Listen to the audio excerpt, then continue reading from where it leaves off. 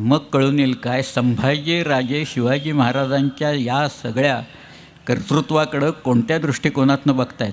त्याने असं लिहिलं आहे, माझे वडील कसे आहेत, म्लेच्छ क्षय दीक्षित असं लिहिलं आहे. म्लेच्छांच्या क्षयाचीच दीक्षा घेतलेले माझे वडील आहेत.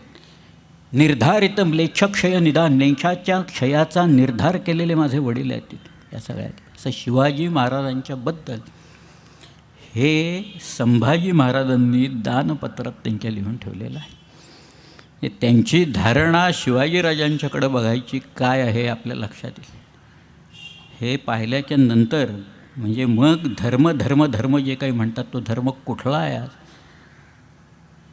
स्वधर्म आहे तो. एक स्वप्रत्यय लागल्याच्या नंतर मी म्हटलं ना, एक रोमांच उभे राहतात तद्वत ते. एक प्रणाली आहे आमची, वेगळी प्रणाली आहे, आमच्या राज्याची प्रणाली आहे.